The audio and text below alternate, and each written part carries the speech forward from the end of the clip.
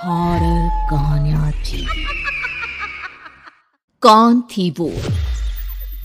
मैं 8 महीने की प्रेग्नेंट थी और अपनी डिलीवरी के लिए अपने मायके गई थी। माँ ने मुझे फोन पर बताया, घर के पीछे की तरफ जो खाली जमीन थी ना, वहां पर एक नया कमरा बनवा लिया है।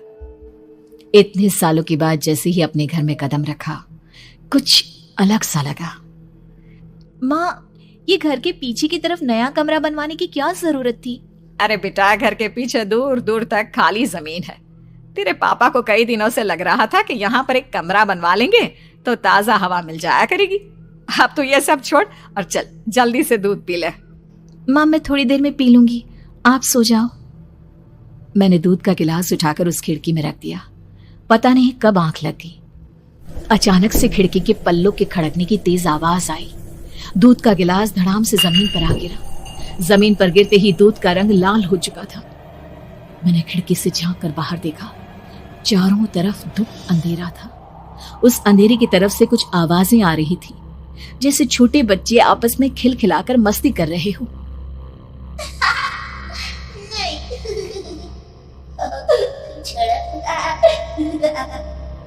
इतनी रात को इतने घनघोर अंधेरे में बच्चों की आवाज कैसे आ रही है? घड़ी में वक्त देखा तो ठीक 12 बजे थे। देखकर मैं सन्न रह गई। बुरी आत्माओं और भूतों की कई कहानियां मैं सुन चुकी थी। वक्त भी कुछ ऐसा ही था। ऊपर से मैं प्रेग्नेंट। सुना था कि ऐसे वक्त में अक्सर बुरी आत्माएं औरतों का पीछा करती है, तो क्या मेरे पीछे भी? पसीने से तरबतर बड़ी मुश्किल से, जैसे कांपते हाथों से मैंने उस खिड़की को बंद किया। जल्दी से जल्दी उस कमरे से बाहर निकलकर माँ के पास जाने के बारे में सोचा, लेकिन जैसे ही दरवाजे की तरफ पलटी, लगा कोई साया हवा की स्पीड से दरवाजे के सामने से गुजर गया। मेरे गले में अटक कर रह गई। मैं जोर से चीख कर माँ को बुलाना चाहती थी, लेकिन वो आवाज खुद मेरे कानों तक नहीं पहुंच पा रही थी। तो माँ तक कैसे पहुंचती?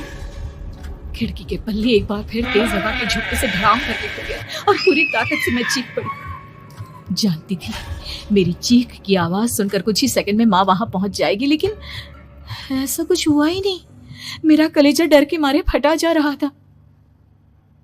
आखिर माँ ने मेरी आवाज क्यों नहीं सुनी? इतनी गहरी नींद में तो माँ कभी नहीं सोती। ठीक पीछे खुली हुई वो खिड़की। मुझ में इतनी ताकत नहीं बची थी कि मैं पलटकर उस तरफ देख भी सकूं। हवा का एक सनसनाता हुआ झोंका उसी वक्त मेरे कानों से आकर टकराया। लगा जैसे किसी ने दबी हुई आवाज में धीरे से मुझसे कहा, चली जाओ यहाँ से। मैंने दोनों हाथ अपने कानों पर रख लिए और एक बार फिर ताकत लगाकर जोर से चीखने की कोशिश की, माँ, पापा, मेरी आवाज उस कमरे की दीवारों से टकराकर वापस मुझे ही सुनाई दे रही थी। जितनी ताकत के साथ मैंने चीखने की कोशिश की थी, कुछ ही देर बाद उससे कहीं ज्यादा तेज और दर्दनाक चीख मुझे सुनाई देने लगी। ये आवाज ठीक मेरे पीछे खिड़की से आ रही थी। वो आवाज मेरे कानों में पिघलते हुए लोहे की तरह गिर रही थी। उन आवाजों में हैवानियत थी। वो आवाजें किसी इंसान की नहीं है, इतना मैं समझ चुकी थी। कांप रहे हाथों से मैंने अंधेरे में कुछ ढूंढने की कोशिश की। तभी अचानक मेरा हाथ बेड पर रखी टॉर्च पर पड़ा। किसी तरह ताकत लगाकर टॉर्च का बटन ऑन किया, लेकिन ये क्या? सामने दरवाजे पर 3 छोटी लड़कियां खड़ी हुई थी। उनके हाथ में स्टील के चमचमाते हुए चाकू थे।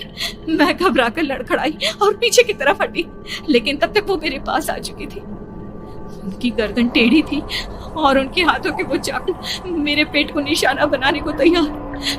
मैं जोर से चीखी, नहीं, छोड़ दो मेरे बच्चे को, मत मारो, मत मारो, छोड़ दो मेरे बच्चे को। सोनाली, सोनाली, क्या हुआ बेटा? तू इतनी डरी हुई क्यों है?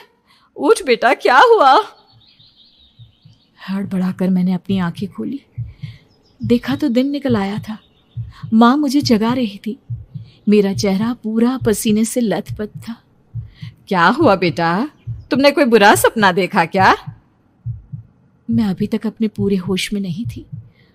वो मेरे बच्चे को मार देगी माँ। वो लड़की मेरे बच्चे को।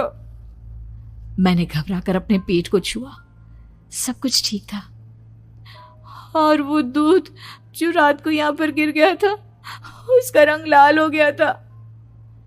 माँ ने हंसते हुए दूध का गिलास मुझे दिखाया। तुमने दूध पिया ही नहीं, पूरा का पूरा ऐसे ही रखा हुआ है। तुमसे कहा था ना सोनाली, सेहत के लिए लापरवाही ठीक नहीं बेटा। लेकिन मैंने तो सब कुछ अपनी खुली आंखों से देखा था। ये सपना कैसे हो सकता है?